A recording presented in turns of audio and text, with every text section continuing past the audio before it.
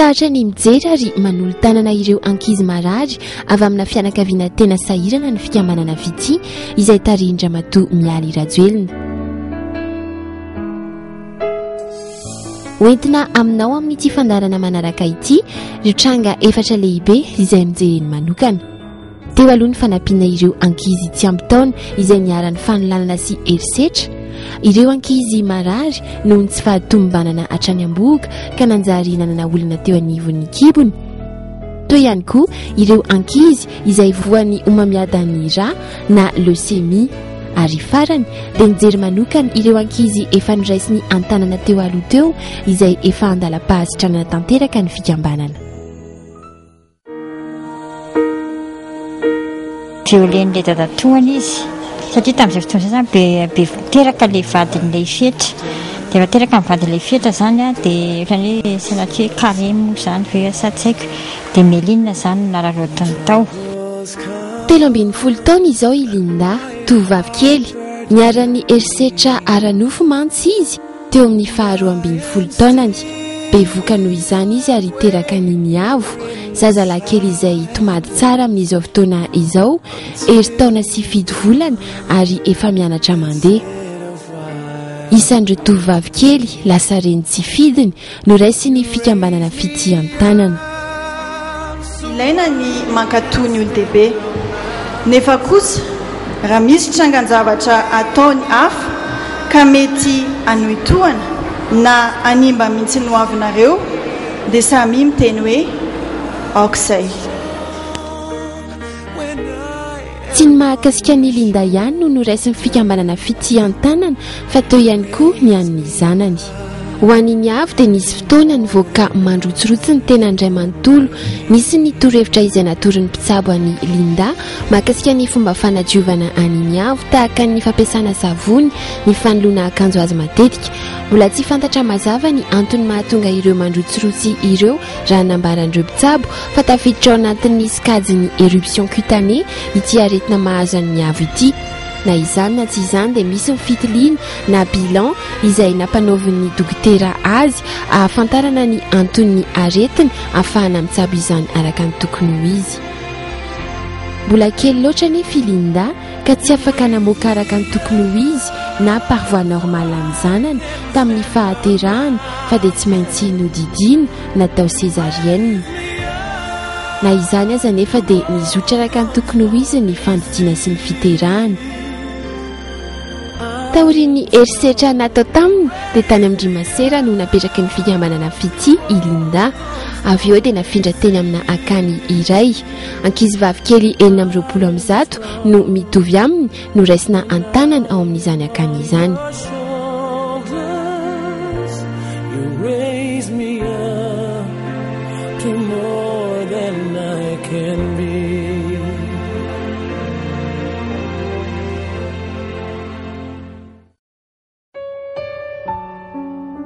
Isan'ireo ankizy izay niara-ny herisetra nataon'ny mpampiasa azy koa sy Onjatiana, tovovavy kely 12 taona monja. Ny karamany taiza zaza izy, iray alina ariary monja no azony isam-bolana tamin'izany fitaizana zaza izany. Ho fanampiana ny renibeny no antony nanaovany izany asa izany, kanjo loza nefa nahazo azy taty aoriana. Ny fiolen'olona tany Fianaratsoa. Rehefa tsingatsinga dia mety natao amin'ny hôpitaly tao Fianaratsoa. Tsy aivina fa tsy nahatsiaro tena moa izy fa ny famonjen'ny olona taorian'ny fanolanana izay natao taminy. Taorian'ny herisetra izay nahazo azy dia tsy tafatsangana mihitsy izy ary tsy hainy intsony ny mameny fivoahany satria mandeha ho azy na ny pipi na ny kaka. Isan'ny olana iray lehibe ny fitsaboana sy ny fanasitranana ara-tsaina ny onja. Raha nambaran'ireo mpitsabo mantsy dia izay dingana izay no tena sarotra kanefa tena manandanja amina trangam-piarahamonina tahaka izao. Sarotra tsaboana amin'ny lafiny ara-tsaina ny fanolanana. Somary sahirana araka izany ireo mpitsabo tamin'ny fikitiana ny onja satria lasa mora matahotra olona izy. Nanomboka nahazo ny fanampiana sy ny fitsaboana rehetra izy ny volana meteo. Fitsaboana maro ary fanafody maro no natao tamin'ny onja teto amin'ny hôpitaly Chiera. Mois de mai zareo nisy tato aminay no ny antony a hoe traumatisme de bassin zany traumatisme de bassin zany hoe voadonany iny moa ny bassin zany dia ny tongony havanana iny tsy afaka mihetsika fitsaboana tokony didina izy amin'le atao aminay aloha dia amboarina ny moja moa filaza azy luxation de l'ange.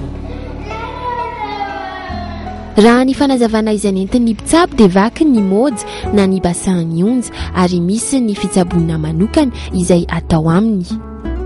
Niala tamin'ny toerany avokoa ireo taolana tao amin'ny bassin mantsy nanaovan'ny mpanolana azy. Araka ny tatitra izay nataon'ireo mpitsabo dia mivilambilana avokoa ireo taolana sy ozatra rehetra teo anivon'ny bassin. Ny scanner izay tsy maintsy natao taminy ny tarafana ny fomba atao anitsiana ny taolany amin'ny tokony toerany. Raha ny fanazavana azy dia misy elanelana eo amin'ny taolabe na fémur sy ny mojany na ny hanche. Misy araka izany mialohan'ny fitsaboana sy ny mety hoe fanotsiana ireo taolana ireo ny fifamidiniana ny fanaovan'ireo mpitsabo.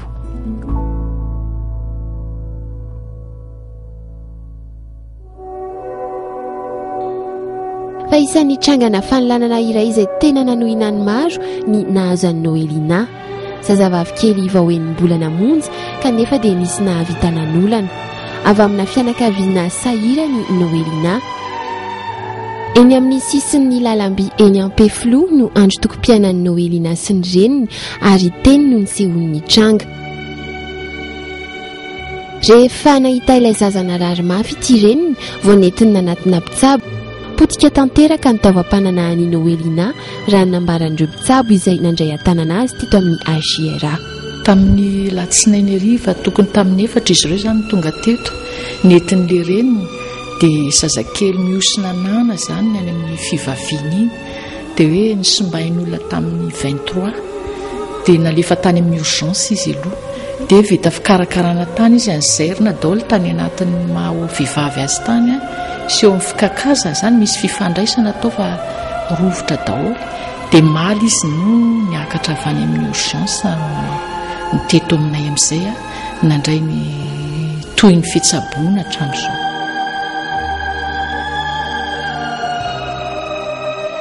Avy hatrany dia niraisin'ny fikambanana fitiavan-tanana ny mahakasika ny Noelina kely. Raha ny vinavinan'ireo mpitsabo dia efa mizotra tanteraka any amin'ny fahasitrana ny Noelina amin'izao fotoana efa vita ary totosa tsy misy sampona ny fanjairana azy. Naverina tamin'ny toeran-dolo zavatra rehetra misaotra an'Andriamanitra izy fa zao izy zany efa tsy maninona ilay zazakely amin'izao fotoana izao. Efa misakafo soma tsara amin'izao fotoana izao ihany koa raha namafisiny reniny Noelina. Mitoy ny famitorana mahakasika ity raharaha ity moa amin'izao fotoana izao ary efa voazina eny am-ponjy ilay lehilahy nanao ity fanolanana ity. Aok'izay ny fampiasana io fomba ratsy manimba amin'ny firenena io ary indrindra moa famelohan'ny lalàna izany fanao izany. Aok'izay ny faneriterena sy ny abibiana. Aok'izay ny fanararaotana atao amin'ireny ankizy ireny. Eto amin'ny Marenia dia mitodika manokana aminareo ministera isan-tsokajiny zanatsika ireo adiditsika ireo koa raisiny andraikitrareo raha misy nitranga miseho ka na olon-tsotra na olona manana ny toerany eo amin'ny fitondram-panjakana na olom-bofidy maro samihafa rehefa hita fa manitsakitsaka ny zo na manao tsinotsinona no avy ny ankizy dia tokony andraisana fepetra araka ny lalàna. Aok'izay ny fanaovana namako tsy mba manota ary anaritsanorana fotsiny ny zava-bitan'ireny fanetriben'ny fireneny ireny.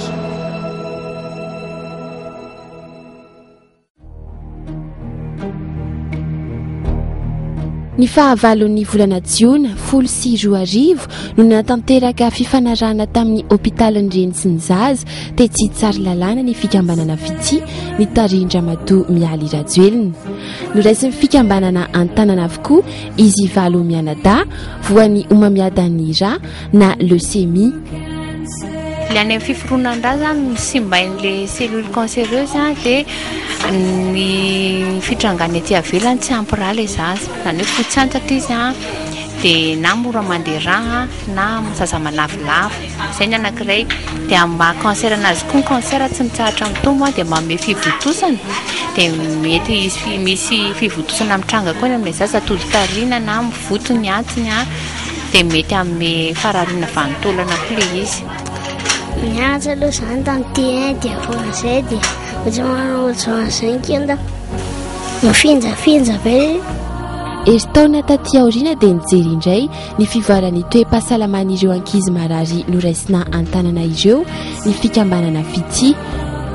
Salama tsara izy izao tsy maninona mihitsy. Zao santatra eny mbola misy kely ihany milaza volovolo izy rehefa tena visaka dia fakomaly izy zao nandeha te fotoana. Hitako hoe nisy évolution ny aloha ny fitsaboana anazy dia hitako hoe nandeha tsara tamin'ilay traitement ilay chimiothérapie natao taminy. Na dia tany anaty tsepatsefany teny anatiny teny ary hoe nisy problème kely fa en général izy hatramin'izao aloha nandray tsara ilay chimio izy hatramin'izao. Ary tsy adin'ny fikambanana ny mitondra fahatsiarovana ho azy ireo. Misy mambe zava-troana tringano telo hoe tondra tompoko.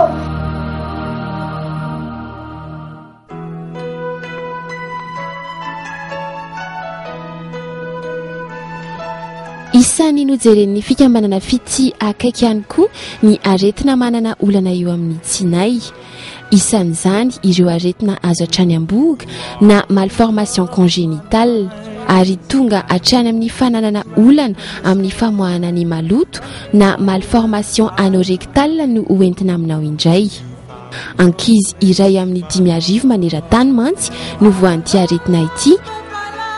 Raha ny nambarandreo mpitsabo dia antony iray mahatonga ity karazana aretina ity ny fitombon'ny zaza mialoha loatra, izany hoe miazakazaka loatra tsy araka ny tokony ho izy ny fitombon'ny zaza ao an-kibo. Eo amin'ny 7 volana amin'ny fitondrana voka no manomboka taratra amin'ny échographie io tsy fahatomombanana io. Ka izany fitombo aingana loatra izany no mitarika fahasaponana eo amin'ny fiforonan'ny taova. Tsy azo atao anefa ny fandidiana raha tsy volana vitsivitsy aoriany naterahan'ilay zaza rehefa feno ny fepetra rehetra taken'ny mpitsabo mialohan'ny fandidiana. Tsy azo atao mantsy raha ny fantatra raha tsy feno 5 kilao farafahakeliny ilay zaza. Matetika dia tsy tonga ny retsika ireo faritra izay ahitana ireo fahasaponana ireo na inerve ka mahatonga ilay zaza arary. Ho an'ny eto amin'ny hôpitaly Achiera dia tranga 2 na 3 isam-bolana no raisina eto. Ankizy lahy kely 7 volana itojo voan'ilay aretina antsoina hoe malformation anorectale hatrany am-boka izy ary tsy manana ilay lavaka fivoahan'ny maloto. Tsy tsikaritra ireo mpitsabo sy mpampiteraka nefa izany tsy fahatombanana izany ary tsy tsikaritra ireo ray aman-dreny ihany koa.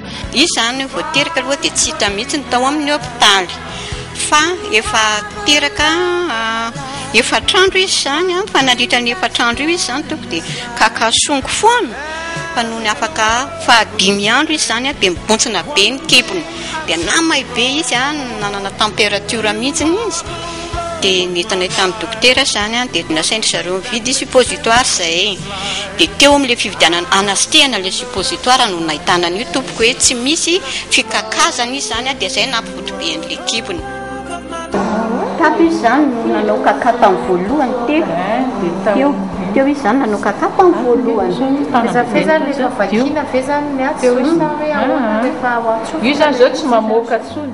Ankoatra izay tsy fahatombanana izay anefa dia ankizy tena salama tsara ary matanjaka itojo ary tsy tsikaritra mihitsy izay tsy fahasalamana eo amin'izay raha ny nambarandreny ben'izay mitaiza azy ary tsy mba mitomany tahaka ireo zaza mitovy taona aminy.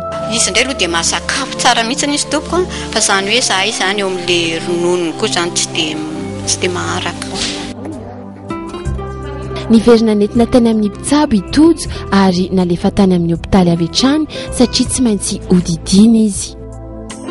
Mandra-piandry izay fandidiana izay anefa dia tsy maintsy nitadiavana vahaolana ny famoahana ireo maloto tao aminy satria natahorana sao miparitaka ao anaty kibo. Dia ny zavatra natao tamin'ny voalohany tamin'izy voateraka mba ahafahany mamoaka kaka fotsiny aloha dia navoaka eto ny tsinainy. Eto izany tonga dia andirivena ny voaka tingy. zao andehanan'le kaka dia no atao amin'izao a ampidina n'le tsy nainy-janona ato a ivoaka aty amin'ny fikakazana aty. Karazany telo raha no azavain'ireo mpitsabo no tsy maintsy atao amin'ny marary amina trangana aretina tahaka izao eo anivon'ny fandidina no resahana. Ny voalohany dia ny famoahana ny tsinay ahafahana mamoaka ireo maloto ao anaty kibo. Ny fandidina faharoa dia ny fanomezana lavaka vaovao eo amin'ny toerana tokony izy izany. Ary rehefa sitrana io lavaka io ka afaka miasa tsara amin'izay dia misy ny fandidina fahatelo farany entina mamerina amin'ny laoniny ilay tsinay navoaka tany am-boalohany. Ny fahefatry ny volana meteo tamin'ny fitora sy sasany maraina no fantatra fa andidina ny tojo. Ny omalin'io tamin'ny 10 ora alina izy no nisakafo farany. Tamin'ny 7 ora latsaka 10 kosa no nanomboka ny fandidina azy. Tao anaty fitantainana no nandraisan'ny rehetra ny fivoahan'ny bloc opératoire. Koa maray aman-dreny miteraka tsy maintsy misy le fitantainana nefa ao Andriamanitra lehibe miatrana fiainana sy fitatanana fandidina dia manam-pinoana ny tena izany satria matoky an'Andriamanitra. Taintaina ihany aloha ako satria efa za foana ny karakara azy dia hitako ohatran'ny taintaina ihany dia apetraka anaty an'Andriamanitra izany.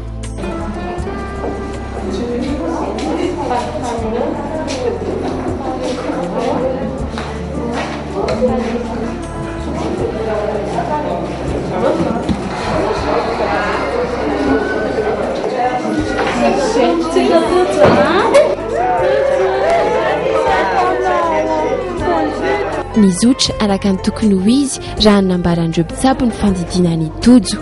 Somary sarotsarotra ho izy ireo satria faritra maloto indrindra ao amin'ny tenan'ny olombelona izay ivoahan'ny maloto no hiasana. Amin'ny karazana malformation ohatran'ireny satria tekniquement zany raha lazana tsotsotra ilay izy dia tsy maintsy sokirina avy any anatiny any dia tsy nain'ilay zaza ho avoaka aty amin'ilay fikakazana vaovao dia raha azontsika alaina sary an-tsaina fa nakaiky kely mihitsy ny lalan'ny pipi sy le tsy nay ho avoaka dia izy zany le manasaraka liny mila fitandremana be mihitsy mba tsy handratra n'le lalan'ny pipi nefa ihany mba ho libre tsara le tsy nay amidina aty ambany. Nahavariana azy ireo tamin'ity fandidina iray ity ny fahitana zazakely vao 9 volana monja kanefa tsy nitomany mihitsy ary endry dia endry nandritra ny natao rehetra taminy. Tsy misy ny fisorohana mialoha azo atao amina trangana aretina mahakasika ny fahasaponana any am-boka tahaka izao raha no hazavain'ireo mpitsabo.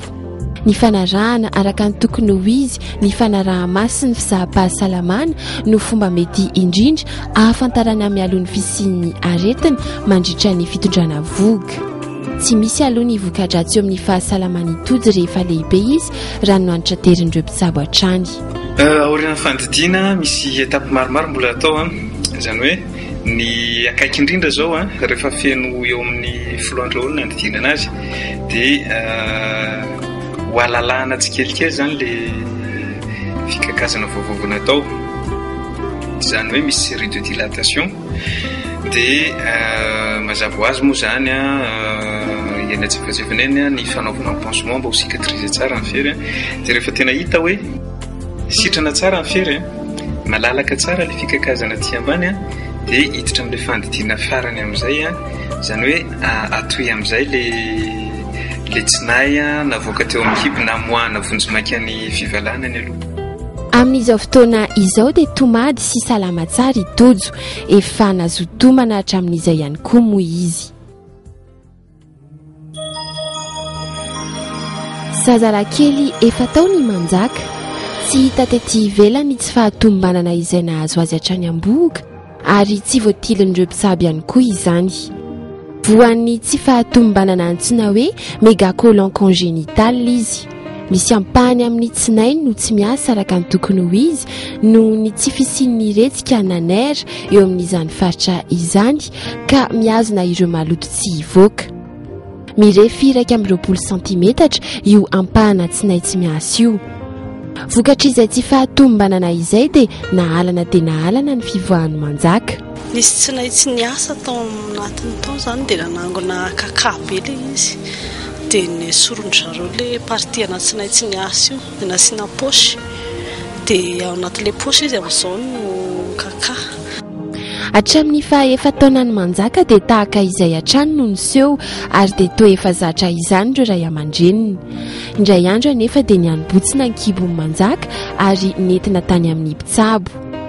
Ny fahatelo amby 20 volana desambra teo no nodidiana voalohany manjaka tao amin'ny hôpitaly Soavinandriana, amoahana ireo maloto ny angony ary efa nampisirisiri ny kibony. Ka teo amin'ny kibony ankavia no namoahana ampahany tamin'ny tsinayany amoahana ny malotony.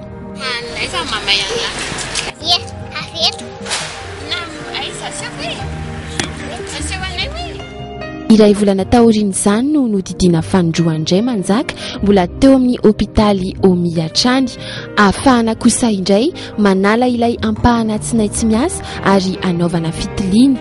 Nesorina araka izany 29 volana janoary teo ny tsinay mirefy 1.20 cm. Vita ihany aloha ny opération voalohany zany zotra ara-dalàna tsara nahatra teo amin'ny aton'ny sasany teo eo tamin'ny voalohany dia niakatra tany Embrea zany izy fa kelikely iny zany nisy zavatra zany le deuxième opération zany tena imprévu, tena tsy zavatra tsy nieritreretinay mihitsy fa efa nody tany an-trano zay no narary izy, nanao infection zany le tsy nay tsy niala tao anatiny dia iny zany no nitarika ny infection.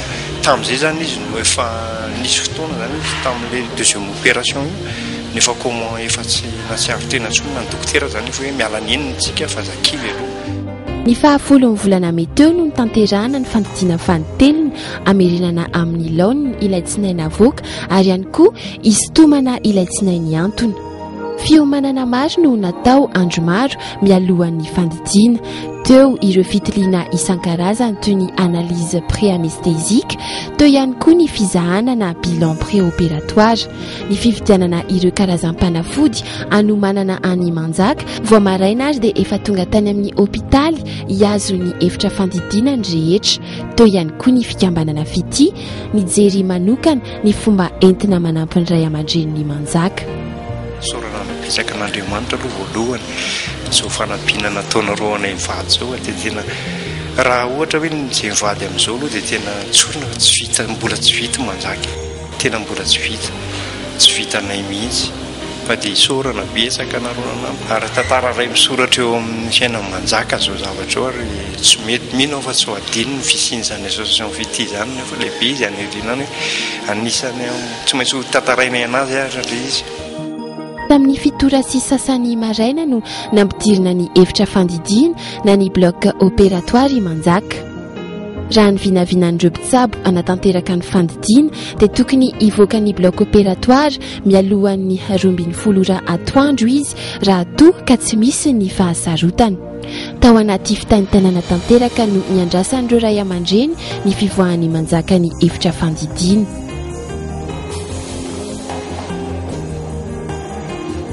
Somary kivy ireo ray aman-dreny tamin'ny faharetan'ny fandidiana satria efa dilany tamin'ny 12 atoandro. Ny isaka dia ny isaka ny adi-pamataranandro. Tamin'ny 3 ora folakandro izany hoe nanatombo 3 ora ny faharetan'ny fandidianany manjaka. Raha ny nambaran'ireo mpitsabo anefa dia nizotra araka ny tokony ho izy ny fandidiana na dia somary naharitra aza.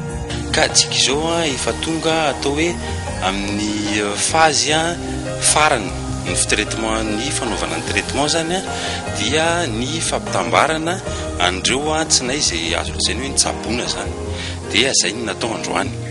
Le opération somary opération zany tsy vita vetivety izy io fa mila fotoana kely l'opération satria somary saripady le izy dia akoatran'izay io moa zany niakatra bloc izy io efa tonga somatsara eo izy dia ny poste réanimation, ny poste opératoire ny réanimation zany nandeha tsara daholy. Izy io tsy maintsy izahay sy ny chirurgien nandidy azy rehefa avy eo miaraka mijery azy. Zay ny ahafantarana hoe satria hainareo tsara moa avy nididina izy zay ny mahatonga ny hoe mety mbola misy raha kely na ohatran'izany hita fa io zany tsy maintsy mijanona ny raha. aorian'ny fandidiana dia mbola tsy afaka ny misakafo avy hatrany manjaka raha ny toromarika izay nomen'ny mpitsabo ireo ray aman-dreny fa araka ny nambaran'izy ireo dia alefa tsikelikely izany fomba fisakafoanana izany na alimentation progressive atomboka amin'ny sérum vatany vao manolatra nefa fifaritra nodidiana io dia afaka ny miasa avy hatrany raha ny nambaran'izy ireo hatrany efa afaka le fitaintainana efa maty ambony efa ty amin'ny réanimation izy dia efa afaka mijery anazy eto miaraka amin'ny dokotera nanao izay tratry ny heriny sy ny ezaka rehetra vita ny fikambanana fity niaraka tamin'ireo mpitsabo saingy an'Andriamanitra irery moa ny aina ka dia tsy avitra ny ainy manjaka andro vitsy taorian'ny fandidinana tao taminy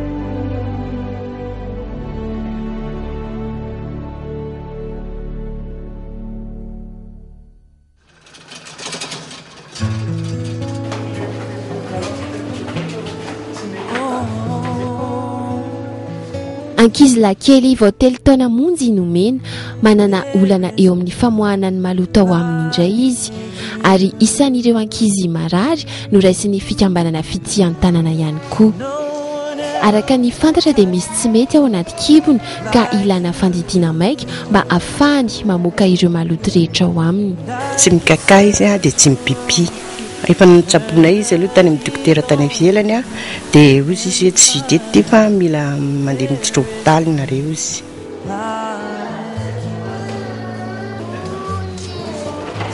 tamin'ny 7:05 maraina no nahiditra ny efitrano fandidiana inomena niaritra ny andry hatramin'ny farany niaraka tamin'ny fikambanana fity ireo fianakaviany nomena ka na dia nangatsiaka aza ny andro dia teo hatramin'ny farany izy ireo tamin'ny 2 folakandro izany hoe naharitra adiny 9 vao nivoaka ny efitrano fandidiana nomena totosa somatsara ny fandidiana ary raha nambaran'ireo mpitsabo sy mpandidy dia nizotra raka ny tokony ho izy izany rehetra izany tamin'ny nomena manokana dia azo lazaina hoe sahirakirana satria lalina dia lalina le toerana nisy an'le fivitosana ary tsy maintsy mitandrina koa ny satria ao amin'izany le ataona hoe cavité pelvienne ao anatiny ao zany misy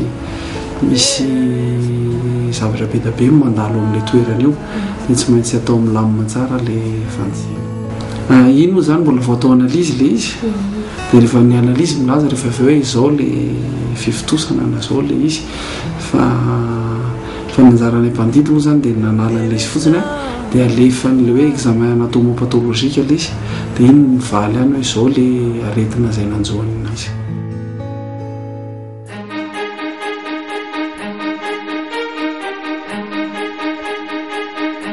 ankizy vavikely 12 taona antsona hoe ando indray no hoentina aminao manaraka manana olana ao amin'ny kibony ihany koa izy saingy tsy aretina na fahasaponana hatrany amboka no nahazo azy voan'ny omamiadan'ny tsinay iando efa ho 3 taona izao izy no narary izany hoe teo amin'ny 9 taonany izy araka ny nambaran'ny reniny no nanomboka narary kibo ohatrany narary be ny kibony izany mafimafy be ny kibony dia nitomany izy dia nentina tany amin'ny dokotera dia ny dokotera napiditra hopitaly anay nesorana nandritra izany fandidiana izany ampahany tamin'ny tsinainy izay tsy salama nahitana ireo sela misy omamiadana na cellule cancéreuse ny anton'izany dia ahafantarana ihany koa ny mety ahatonga ity aretina ity ary navoaka nandritra izany fandidiana izany ihany koa ny ampahany amin'ny tsinay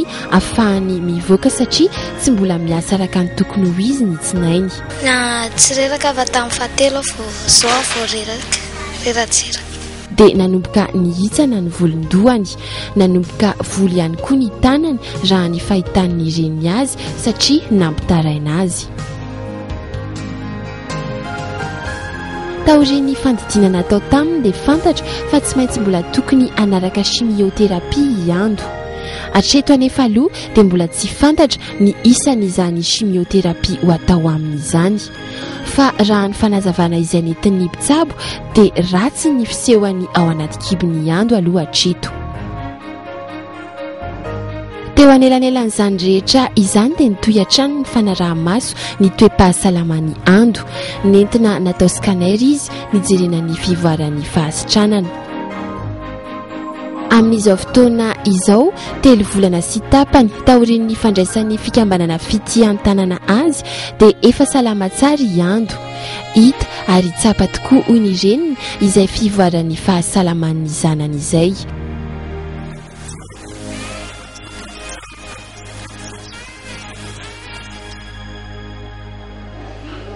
Trangana aretina izay isany noraisin'ny fikambanana fity an-tanàna ihany koa ny nahazo an'i Mikael. Zazalakely 7 taona narary kibolava tsy nety nahazo aina ary niakely hatrany izy. Tany amboalohany dia tsy dia niraika firy ny ray aman-dreniny fa dia nihevitra hoe misy kakana izy matoa tsy mety mahazo aina ka dia nomen'ny reniny fanafody kakana. Miakody kakana izy dia ilay ody kakana efa lany moa ilay kakana tsy nandeha dia tamin'ny fotoana nandehanan'ilay kakana iny izy izany taraina hoe narary kibo dia voatsapaina dia miondrikondrika be sady miolakolana be mihitsiny dia izay ny antony tondrana azy tany amin'ny dokotera. Dia ozy izy ny dokotera hoe misy zavatra mivaingana ozy izy ao amin'ny kibony, misy tsy fantatra hoe inona dia nididina niditra bloka izy dia ny zavatra tao anaty kibony kakana ilay mivaingambaingana ireny. Ny torohevitra omen'ny mpitsabo dia tokony manatona mpitsabo mialohan'ny andraisana fanafody sy anomezana ny fanafody kakana ireo ankizy, ary tokony toromarika omen'ireny mpitsabo ireny mahakasika ny fomba fihinanana sy fandraisana ireny karazam-panafody ireny no arahiny. Nasain'ny fikambanana fity hiara anamarika amin'ny fetin'ny reny tamin'ity taona ity teny amin'ny centre de conférence internationale teny Ivato, ny ren'ireo ankizy marary rehetra niraisiny an-tanana sy ireo mpitsabo vehivavy rehetra izay niara-niasa kaiky tamin'ny fikambanana fity. Fotoana izay niarahana ny faly nanadinoana tao anatin'ny fotoana fohy ny aretina sy ny fahasahiranana rehetra. Dia natokana ho anareo ity andro anio ity atao ho fahatsiarovana ary atolotray ampitiavana satria mendrika izany tokoa ianareo.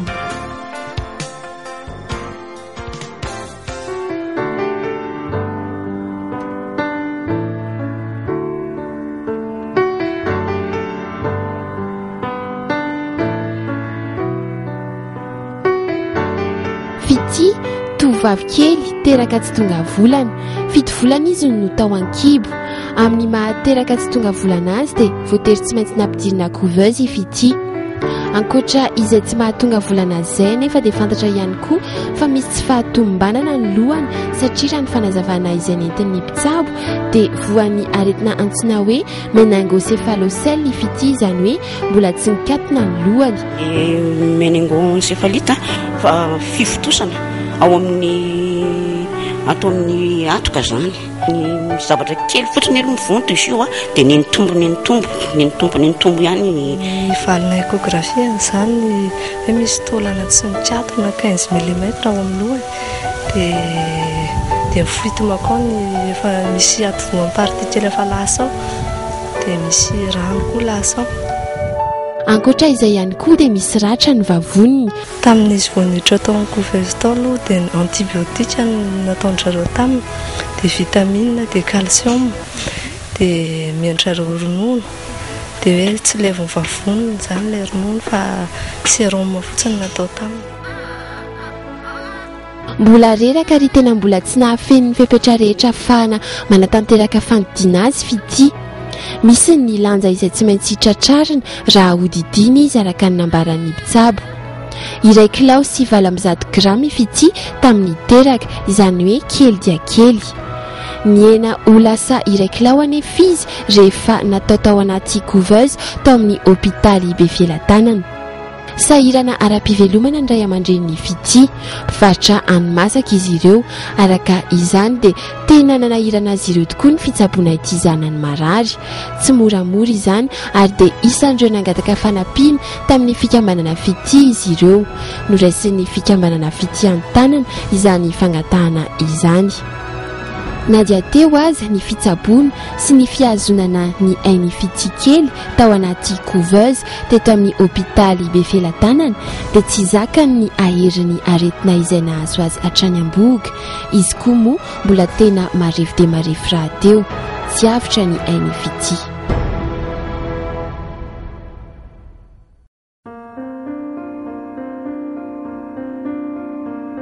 Isan'ireo marary noraisin'ny fikambanana fity an-tanana ihany koa i Marcel, ankizy lakely 2 taona, voan'ny aretina retinoblastome ihany koa izy. Vetivety ny fiombon'ny aretina raha no hazavain'ireo ray aman-dreniny satria zavatra tsy nampoizina mihitsy no niatombohan'izany aretina izany teo amin'ny masony havia. Nanaovako angaragara kely izay izy io izany dia nanjafindrafiko atakona ilay maintimainty kely dia nanjafinjafina fihitany anazy. Dia nefa teniteny dia nanjary mivoaka ny ilany dia vasarika ilany mivoaka ilay akaray dia nanjary niletika. Iray volana no fiombon'ny aretina nahazo an'i Marcel, tao anatin'izay anefa dia efa nipotsaka ny masony havia. Rehefa noraisin'ny fikambanana fity an-tanana ny fitsaboanan'i Marcel teto amin'ny hôpitaly Achiera dia tsikaritra fa nihatsara ny toe-pahasalamany, niena ny fivitosana vatany vao nahazo fanafody, na izany aza nefa dia mbola nijanona ho tsy nahazo tomana hatrany Marcel. Natao ny fitsaboana rehetra sy ny fitiliana maro samihafa nentina nanasitranana ny mason'ny Marcel, indrisy anefa fa namony ainy teo amin'ny 3 taona ny Marcel.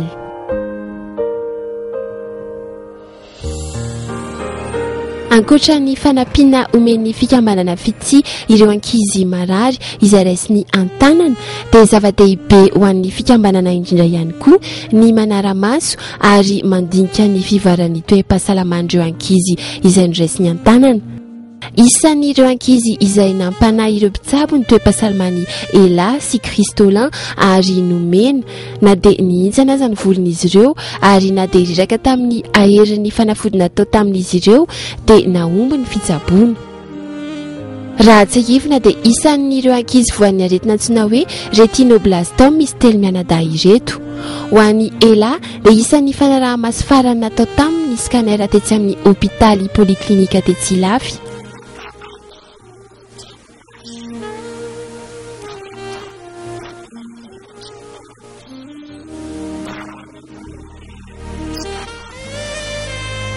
Mahakasika ny Kristolin, ilay tovolahy kely 2 taona voan'ilay aretina retinoblastome no natao ambanivohitry maro antsetra izay noraisin'ny fikambanana fity an-tanana ihany koa dia efa niena dia niena tahaka izao hitantsika amin'ny sary izao ny masony havia izay tena narary tokoa.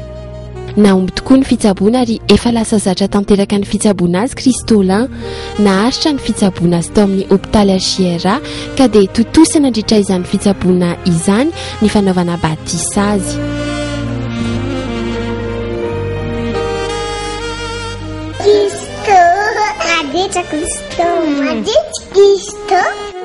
Amin'izao fotoana izao dia efa tomaty tsara ihany koa izy. Tahaka izay ihany koa ny any nomena efa azo lazainy ho andalam-pasitranana tanteraka ny masony.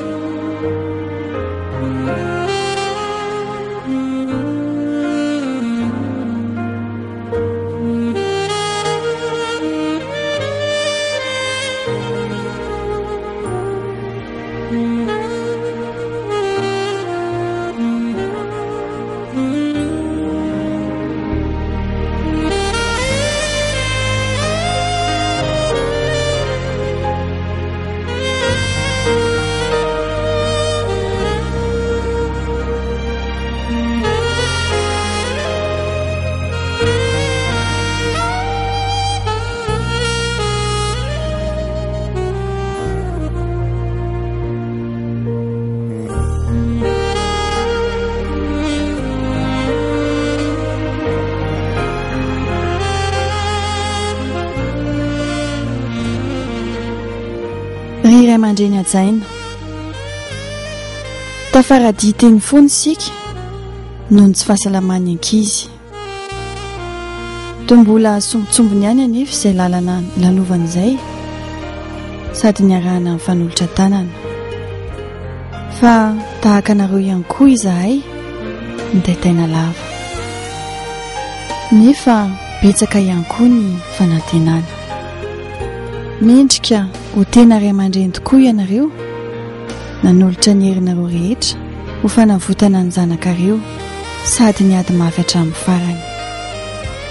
Eny, fa na dia teo ary ny toe-pahasalamany izay farovy tokoa dia tsy niala tao an-tsainy ihany koa ny hositrana soamatsara. Nefa moa fandalorana ihany ny eto an-tany, mahafa ny fisarahana. Tsarovy anefa fa milamin-tsaina izy ankehitriny ary nisinda tokoa ny fijaliany. Koa mankahery ianareo ny tenako, ilay Andriamanitra ny fiadanana ny hanasitrana ny fo maratra ka hameno indray ny fifaliana izay to lasa banga noho ny famoizana ilay menaky ny aina. Isaorana manokany tokoa ianareo mpitsabo sy ireo mpanampy rehetra izay nanao ny ainareo tsy ho zavatra tamin'ny fitsaboana sy fikarakarana nasetrinareo nandritry ireny vanim-potoana ireny. Ny tompo anie hamaly fitianareo.